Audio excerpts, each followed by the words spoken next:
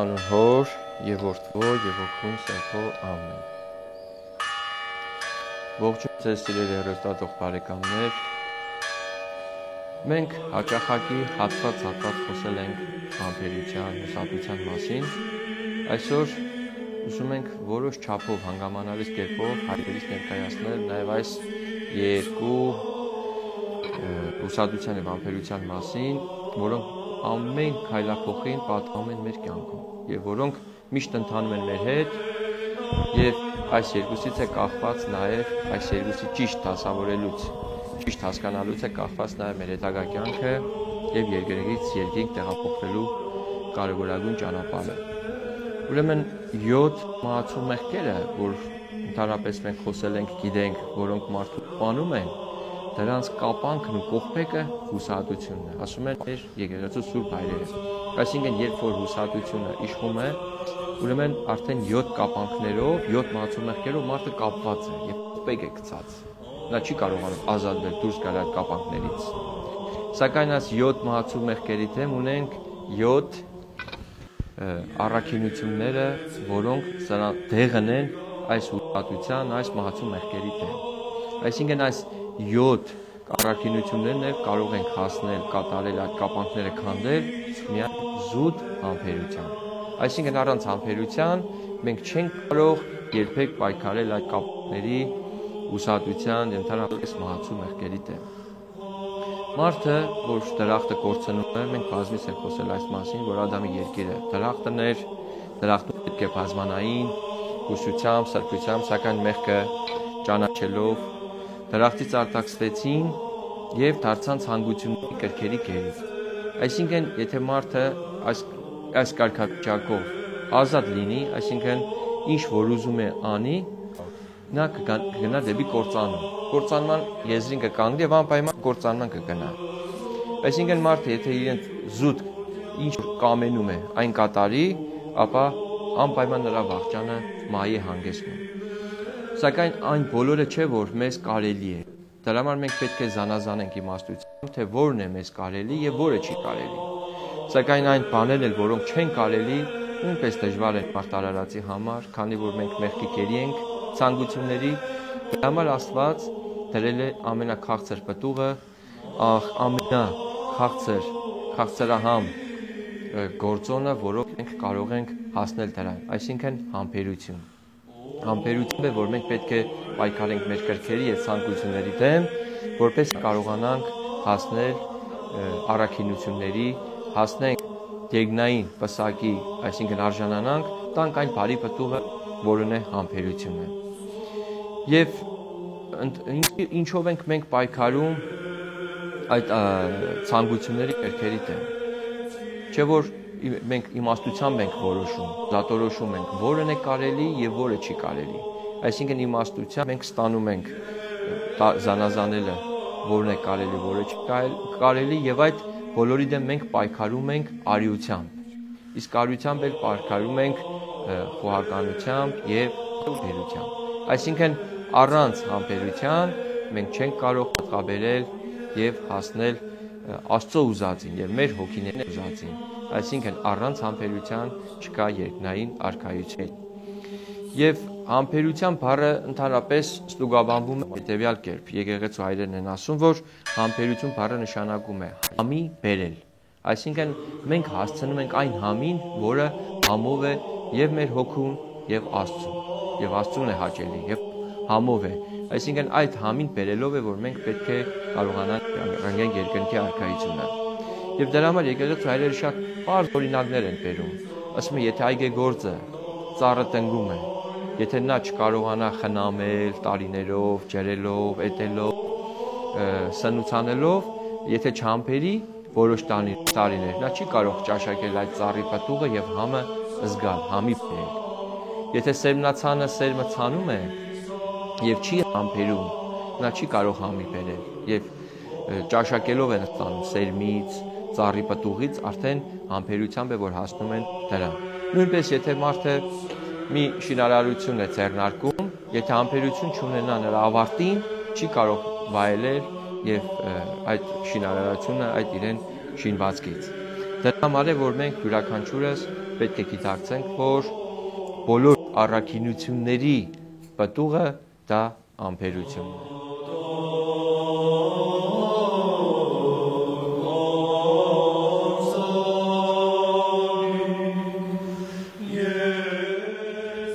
Սիրելի հեռուստատող բարեկամներ, ասեմ, որ եկեղեցու հայրերը ասում են, որ համբերությունը գալիս է նաև մարդու կամեցողությունից։ Շատ կարևոր է, որ մարդը կամենա, առանց կամեցողության չի կարող համբերության պոչը բռնել, սկիզբ դնել, հիմք դնել եւ պայքարել բոլոր այն կրքերի ցանկությունների դեմ, որոնք խեղդում են մարդուն չարի կողմից, որոնք հաճելի չեն Աստծուն։ Եվ ունեն հետեւյալ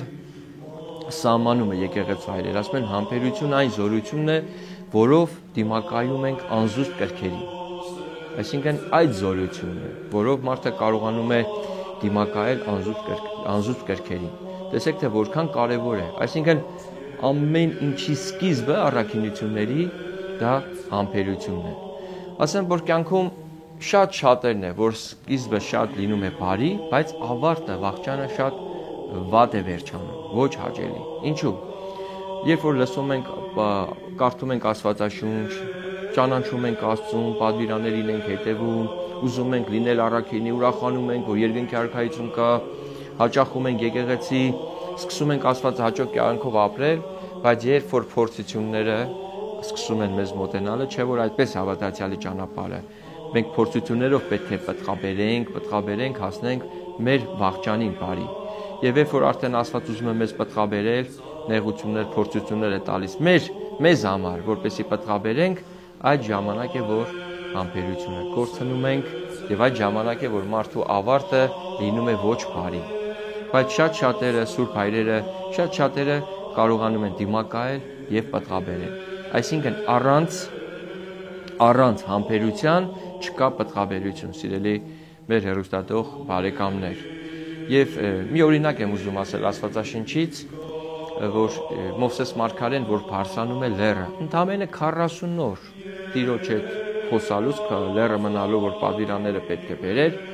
մինչև լեռից իջնում է այդ 40 օրվա ընթացքում ամբողջ իսրայելացի ժողովուրդը չեն համբերություն գտնում։ Ոսկե հորթ են պատրաստում, սկսում են պաշտելը, բայց ինչ է կատարում։ Այդ անհամբերության պտուղ ինչ է լինում։ Պատիժներ։ Շատերն են սատակում, շատերը, բայց դրան հակառակ, ինչպես որ 40 օր չհամբերեցին, 40 տարի անապատում շրջեցին, մինչև ավետյաց երկիրը ստանալը։ Այսինքն Տերը 40 տարի զուտ ման տալով համբերություն սովորեցրեց։ Եվ այն հին սովորություններից ուզեց թոթափել, որպեսզի առաքինի ձևով առաքինություններ հասկանալով կարողանան մտնել ավետյաց երկիրը։ Եվ տեսնում եք, եթե մեկ տեղ մենք չենք համբերում, ուրիշ տեղ թեկուզ Աստված մեզ սովորեցնում է, բայց մենք տասնապատիկ ենք հատուցում դրա համար։ Ուրեմն ով որքան սկզբից, հենց առաջին պահից, հենց որ կարողանա համբերել այդ նեղություններին, այդ փորձություններին, նա շատ արագ կստանա Աստծուց ավելի մեծ պտուղներ, ավելի մեծ պարգևներ, շնորհներ, որովհետև համբերությունից է գալիս այս խոհեմությունը, իմաստությունը, ժուժկալությունը,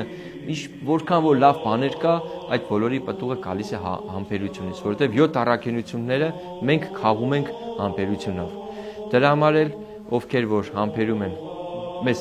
պատվի են արժանանում, իսկ ովքեր որ չեն համբերում, անպայման տասնապատիկ հատուցում են այդ սխալի համար։ Եվ այսպիսի շատ բազում օրինակներ ունենք սուրբ հայրերից, թե որքան կարևոր է եւ անապատական հայրերը բոլորն էլ համբերությամբ հասան իրենց բաղձացին եւ իրենք զուտ համբերությամբ խուցերի մեջ մնացին, աղոթեցին, սոված մնացին, նեղությունների համբերեցին, արհամարանքների, բամբասանքների, զրպարտությունների բոլորից իրենք զուտ համբերությունով հաղթեցին եւ ստացան երկնային պսակ։ Այսօր երկնքում ուրախ են եւ դադաստանյորներ իրենք ոչ թե պետք է դադվեն, այլ պետք է լինեն դադավոր, ասում են արեգակի պես կփայլեն յուրաքանչյուր համբերատար մարդիկ եւ համբերությունով նաեւ իրենց պտուղը համը կճաշակեն երկնային արքայությունում հավիտյանս հավիտենից։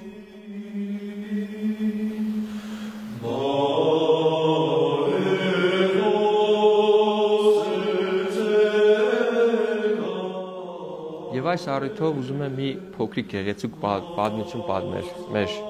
ժողովրդին, որպեսզի պատմություններով ավելի լավ տպավորվի իրենց հոգիներիցներ, թե որքան կարևոր է համբերությունը։ Ուրեմն ասում է մի քաղաքում մի գող ավազակ է մտնում, գողություններ է կատարում եւ ժողովուրդը տեսնում են, բռնում են, սակայն կարողանում է փախչել։ Փախչելով գալիս է թաքնվում է, մտնում է մի տուն։ Եվ Աստծո նախախնամությամբ լինում է մի քահանայի տուն։ Եվ մտնելով այդ տունը ապաստանում է, սակայն քահանան եւ երեսկինը ոչ մի բան չեն ասում։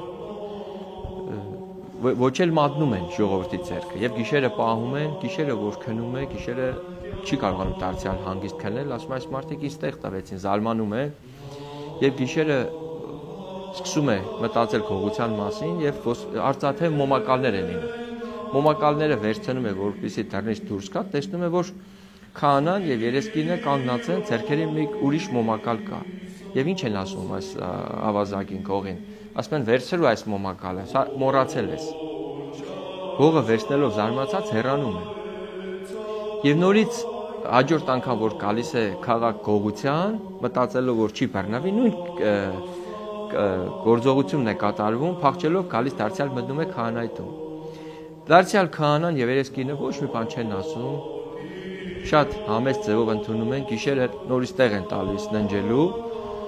Դարձյալ գիշերը չի համբերում իրեն սովորության համաձայն, ասում է դե դարքիր մարդիկ են, նորից պետք է գողանան։ Նորից այս անգամ արծաթե գդալներն է գողանում, հենց որ ուզում է դուրս գալ դռնից, դարձյալ քահանան եւ երեսկինը ձեռքերին մի արծաթե գդալ նորից հանձնում են այս ավազակին, գողին ասում են սա էլ ես մոռացել, սա էլ վերցրու գնա։ Այս ավազակը գնալով զարմանում է եւ սկսում է տանջվել է, մտածել է, թե ինչ էր այս խորհուրդը։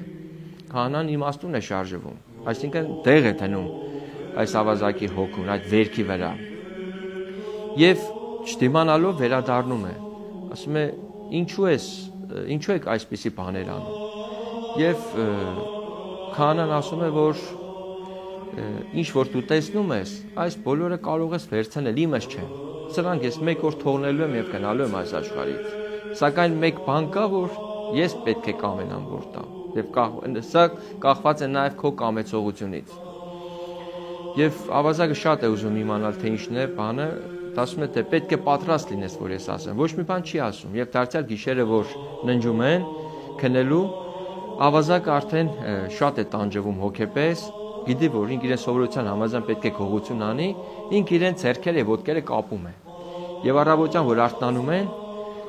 քահանան ասում է, ինչու ես ձեռքերդ ոտքերդ կապել, ասում է, թե ես իմ սովորության համաձայն չէի կարող ես չկապել ձեռքերս ոտքերս, պետք է գողություն անեի, քանի որ արդեն ես վարակված եմ այդ ախտով եւ քահանան ասում է արդեն դու պատրաստ ես եւ ես քեզ կտամ այդ իմ ինչ որ ունեմ որ ասել եմ կարող եմ քեզ տալ եւ ավազակը լաց լինելով խնդրում է աղաչում է որ ասի եւ կարողանա իրեն էլ այդ դեղը տալ որպեսի փրկվի եւ ասում է ես ունեմ Քրիստոսին Քրիստոս Աստծուն, երկնքի արքայությունը եւ սկսում է հրեշտակած դասերից, Ադամից, պատմել դրախտից, արքայությունից, խաչվելուց Քրիստոս Տիրոջ փրկությունով, որ մենք վերստին ժառանգելու ենք երկնքի արքայությունը, որը մեզանից ոչ ոք չի կարող տանել, դա սեփական է։ Եվ ովքեր որ ժառանգեն, դա կարող են հասնել միայն համբերությամբ։ Եվ դրա համար ինչ է, քանի որ ավազակն ասում է, ինչ անեմ, որ ես էլ հասնեմ դրան փրկվեմ, մի չոր ոստ է տալիս ավազակին, ասում է կտանես հեղեղատը կտնգես։ Հեղեղատը դե չոր է, գարունը երբ որ ջրերը բարարում են այն ժամանակ հեղեղատը գալիս եւ քշում տանում է ամեն ինչ։ Եվ լսելով քահանային տանում է այդ չոր ոստը տնգում է հեղեղատի մեջ եւ տեսնում որ այնտեղ էլ շատ ոստեր կան տնգած։ Բայց եւ ասում է միշտ կջրես։ Համբերությունով կջրես։ Եվ ամեն օր ջրում է, երբ որ գարունը հեղեղ է լինում եւ անցնում հեղեղատով Այս ավազակը մտածում է, որ ամեն ինչ քշվեց, տարվավ էլ ոչ մի ոստ գոյություն չունի եւ չի գնում ջրելու եւ քահանան ասում է ինչու չես գնում գնա եւ անպայման տես ինչ է կատարվել եւ ավազակը գալով տեսնում է որ բոլոր ոստերը տեղում են եւ իրեն ոստն էլ ծիլ է տվել ուրախանում է եւ գալիս է քահանայի մոտ քահանան ասում է այդ բոլոր ոստերն էլ քեզի պես մարդիկ են ովքեր սխալ ճանապարհի մեջ են բոլորին էլ այս խրատն ենք տվել այս դեղն ենք դրել Եվ քանի որ ովքեր որ համբերել են նման մարդիկ նրանցը անպայման ծիլ է տալիս եւ փրկվում են եւ գալիս են Տիրոջ ճանապարհին։ Այսպես այս ավազակը դարձի գալով իմաստուն քահանայի խրատներով կարողանում է ազատվել այս դառը մեղքերից, որի, այսինքն նորից եմ կրկնում, սիրելի հեռուստադիտող բարեկամներ, որ այս համբերությամբ է, որ կարողացավ ավազակը դառնալ աստվածահաճո եւ նման պատմություններ ունենք, որ նման մարդիկ նույնիսկ թողել են աշխարհը, անապատում ճգնել են շատ ավազակներ, շատ քողեր, իմաստուն հայրերի հանդիպելով այս նույն կարգավիճակով բոլորը դառնել են ընտիր այրեր, նույնիսկ հրաշքներ են կատարել, իրենք են ուրիշներին շատերին փրկել եւ տեղել են դրել։ Ուրեմն մենք էլ պետք է կարողանանք յուրաքանչյուրս հասկանանք այս բոլորի կարևոր իմաստը, որ համբերությունն է, որ փրկում է եւ պտուղ է տալիս բոլորիս երկնքի արքայության համար։ Այդ պատճառով էլ Սուրբ հայրերը ասում են, որ իմաստունների խորհուրդները հիմարություն կլինեն, եթե նրանց չընկերակցի համբերությունը։ Այսինքն, եթե համբերություն ընկեր չունենան, իմաստների խորհուրդները իրենց վախճանին բարի ավարտ չեն ունենա։ Իսկ երբ որ համբերություն ընկերակցում է, անպայման իմաստունների իմաստությունը իրենց պտուղն է տալիս ժամանակին։ Դրա համար էլ ասում են, եթե մարդը անհամբեր մարդը թեկուզ լինի նրբամիտ, ներողամիտ, շատ խորախորհուրդ լինի, բայց եթե չունենա համբերություն եւ չի կարող իրականացնել այն բոլոր նպատակները, գործերը, որը ինքը պետք է կիրառի կյանքում։ Դրա համար նորից եմ կրկնում, ամեն ինչը բոլոր առաքինությունների գլուխ գործոցը կատարելության հասնելը դա համբերությունն է։ Եվ նույն Մատթեոս ավետարանի մեջ մեծ Տերը նաև զգուշացնում է, ասում է, ով համբերեցե, նա իսպառ կեցե։ Այսինքն ով համբերի, նա կփրկվի։ Եվ նեղությունների ժամանակ էլ ասում է, չէ, որ աշխարհի մոտ կատարածին, որ շատ նեղություններ պետք է լինեն։ Հենց այդ իմաստով է ասում, որ այդ նեղություններին, քանի որ ասում է չարությունները, անօրենությունները